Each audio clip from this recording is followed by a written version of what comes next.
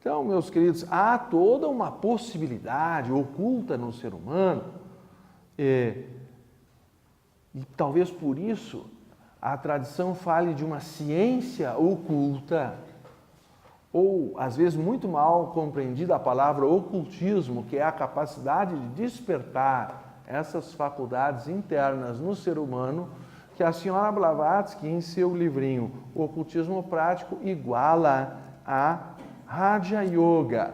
Daí o título também do nosso livro. Ela chega a dizer, quando define dessa forma a própria seção interna da Sociedade Teosófica, seu propósito geral é preparar e adequar o estudante para o estudo de ocultismo prático ou Raja Yoga, citando o Collected Writings, volume 10º, página 154. A ideia de que existe a possibilidade de se criar uma ciência de desenvolvimento é fundamental no Raja Yoga. Eu dizia que o desenvolvimento de uma lagarta em borboleta é um processo natural. Mas, de alguma forma, a ciência oculta ou Raja Yoga pretendem apenas,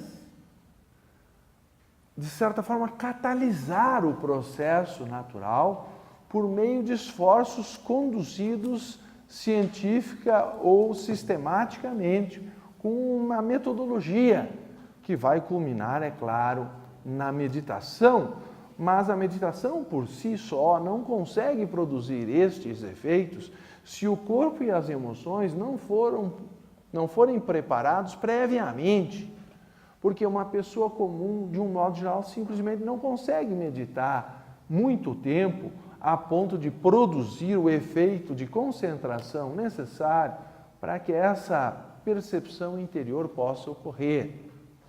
E é por isso que o yoga é todo um processo de preparação. Na definição da senda acelerada de despertar espiritual, o Sr. Geoffrey Hodgson afirma: desde que o homem é um ser autoconsciente, ele possui o poder de se submeter a um processo de estimulação para o amadurecimento espiritual, para uma autoaceleração. Ele pode apressar a realização de sua meta através de uma aplicação deliberada numa forma intensificada dos princípios que governam o crescimento normal, ou poderíamos dizer natural. Então, dizem que o próprio Buda se dedicou por 6 anos à meditação concentrada, sem nenhuma distração. Ele realmente ingressou na floresta depois de renunciar à sua condição de príncipe, porque as pessoas nem sempre percebem que a riqueza e a necessária administração da riqueza, dos bens materiais, absorve o tempo da mente e não nos deixa a mente totalmente livre ou sem interrupções. Eu suponho então que naquela época não havia o problema de ainda tocar o celular no momento da meditação. Mas já naquela época o Buda, no caso o príncipe Siddhartha, ainda por vir a ser um Buda,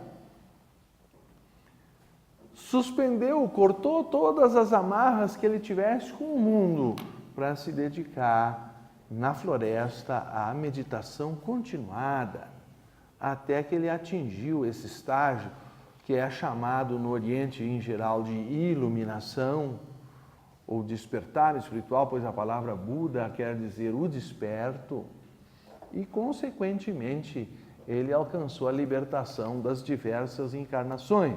Nas palavras do Dhammapada, que é a escritura budista talvez mais conhecida,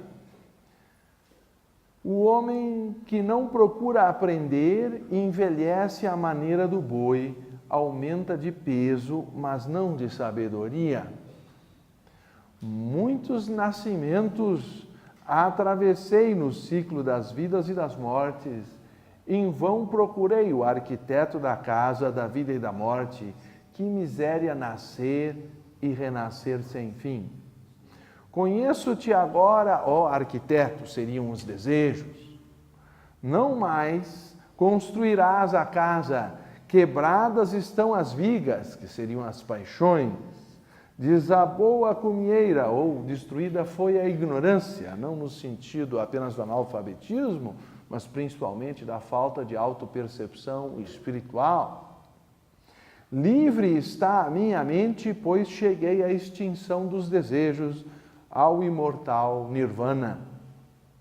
Aqueles que não levaram uma vida pura, disciplinada, que na juventude não recolheram as riquezas dos ensinamentos, perecem como velhas garças tristes às margens de um lago sem peixes.